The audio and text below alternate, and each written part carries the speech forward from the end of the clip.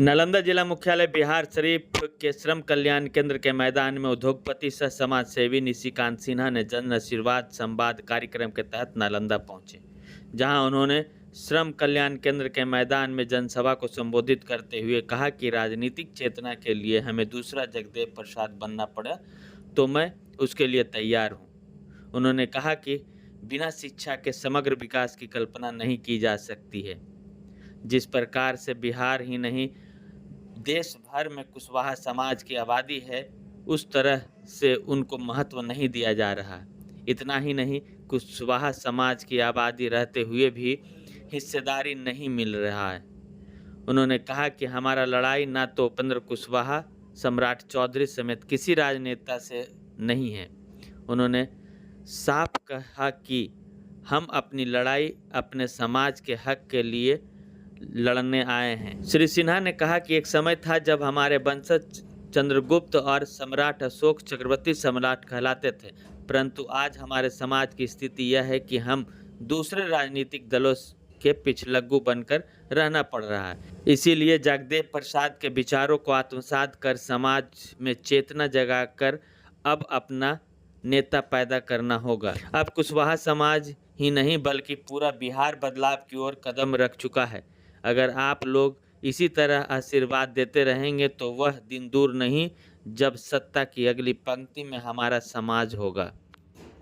एक कार्यक्रम का ये जन आशीर्वाद संवाद का हमारा यही है संवाद कि मैं अपने समाज को, अपने दलित शोषित लोगों को, अपने अल्पसंख्यक लोगों को, अपने गरीबों को हर क्षेत्र में मजबूत कैसे करूं, इसी के लिए पूरे बिहार के हर जिले में ये संवाद रखा गया है। उसके बाद हमारे समाज में हमारे गरीबों का जो समस्या है उनके विचारों को सुनेंगे। उसके बाद हमारे समाज, हमारे बिहार के लोग जो फैसला लेंगे, उसके बाद हमारा अगला स्टेप होगा।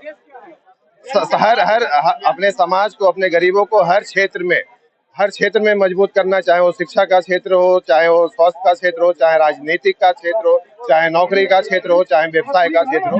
हर क्षेत्र में आने वाले समय में एक मजबूत और एक सशक्त समाज कैसे बनाओ, उसी का हमारा ये अभियान चालू होगा। नहीं है।